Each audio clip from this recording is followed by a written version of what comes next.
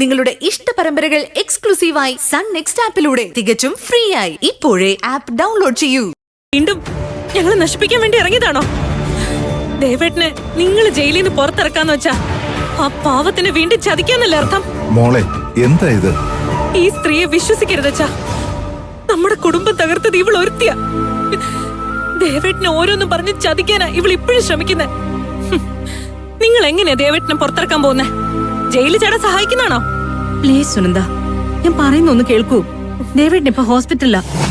അവിടുന്ന് രക്ഷപ്പെടാനുള്ള ഏർപ്പാടൊക്കെ ഞാൻ ചെയ്തിട്ടുണ്ട്. വേണ്ട, ഇനി നിങ്ങളുടെ സഹായം ഒന്നും ഞങ്ങൾക്ക് വേണ്ട.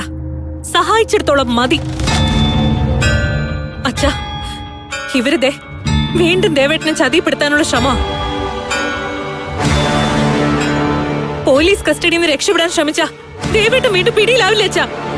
പിന്നീട് ദേവേട്ടന് ജാമ്യം പോലും കിട്ടാതെ വീണ്ടും ജയിലിലാക്കാൻ ഇവളുടെ ശ്രമം. സുനന്ദ പ്ലീസ്, അങ്ങനെയൊന്നും ഞാൻ മനസ്സിൽ പോലും ചിന്തിച്ചിട്ടില്ല. ഇനിയൊന്നും പറയണമെന്നില്ല. നിന്റെ ഈ പകപ്പോക്കിലുകൊണ്ട് തൃപ്തിയായില്ല നിനക്ക്. ഇനി ദേവേട്ടന്റെ ശവം കൂടെ കണ്ടാലേ നിനക്ക് തൃപ്തി ആവത്തുള്ളൂ. പ്ലീസ്, ഒന്നും ഉപദ്രവിക്കാതെ ഇറങ്ങി തരുമോ? ഞങ്ങളെ സഹായിക്കാൻ ഇപ്പൊ ശേഖരൻ സാറുണ്ട്. സുനന്ദ, ദയവ് ചെയ്ത് എനിക്ക് പറയാനുള്ളത് മുഴുവൻ നിങ്ങൾ കേൾക്കണം. അത് കഴിഞ്ഞ് നിങ്ങളെ സഹായിക്കാനാണോ ഉപദ്രവിക്കാനാണോ വന്നതെന്ന് നിങ്ങൾ തീരുമാനിച്ചോ? വേണ്ട, നിങ്ങൾ ഒന്നും പറയണ്ട. അമ്മ പറഞ്ഞതുപോലെ ഇനിയും ഞങ്ങളെ സഹായിച്ച് ഉപദ്രവിക്കാതിരുന്നാ മതി. അടങ്ങും മോളെ. അവർക്ക് പറയാനുള്ളത് എന്താണെന്ന് കേൾക്കാനുള്ള മനസ്സ് നമ്മൾ കാണിക്കണം.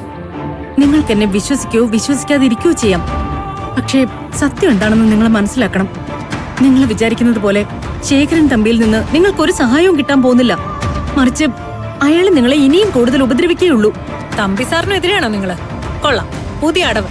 ഒരുപാട് ദ്രോഹങ്ങൾ ഞാൻ ദേവേട്ടനോടും ഈ കുടുംബത്തോടും ചെയ്തിട്ടുണ്ട്. പക്ഷേ അതൊക്കെ നിങ്ങൾ കരുതുന്ന പോലെ ദേവേട്ടനോട് എനിക്കുള്ള പക കൊണ്ട് മാത്രമായിരുന്നില്ല. എല്ലാത്തിനും പിന്നിൽ ആ ശേഖരൻ തമ്പിയായിരുന്നു. ഇനിയും നിങ്ങൾക്ക് മനസ്സിലാവാത്ത ഒരു സത്യം കൂടിയുണ്ട്.